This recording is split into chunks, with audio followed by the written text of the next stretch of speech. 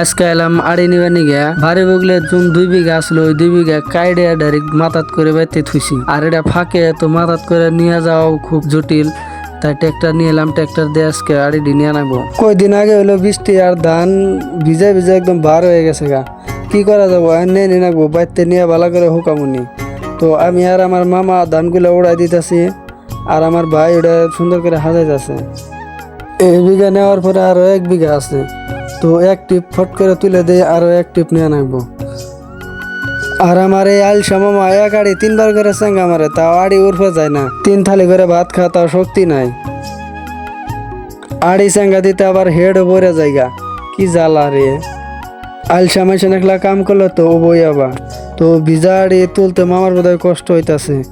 তো মামা আড়িরে তুলে ক্লিয়ার করলো, তো এই টেলার বোঝা হয়ে গেল গা। এই টেলার থুয়াবো, পরে আরো এক টেলার নিমু। আর ক্ষেতের যে কন্ডিশন, ভিজা ভিজা ক্ষেত, যদি লাগর ফাঁসে এ ভিতুলা হয় না ভিজা আড়ি, আর পড়লে হারা যায় কি হবো না। আল্লাহ ভালাই ভালাই নিয়ে যাক যাতে না পড়ে। তো এক টেলার পাড়ায় দিয়ে অল্প বয়ে আসছিলাম, আর ওই টেলার খালি করে আয়া পড়ছে।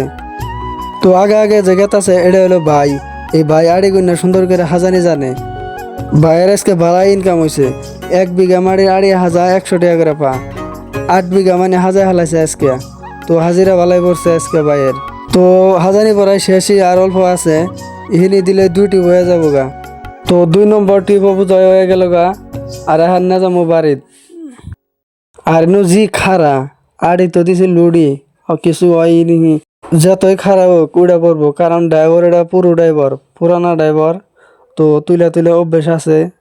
আড়ি আনা শেষ, এখন খালি ভাঙ্গানির পালা। যখন ভাঙ্গামো তখন হ্যাঁ কাম ডাইরেক্ট শেষ হবো। তো আজকের ভিডিওটা এইখানেই।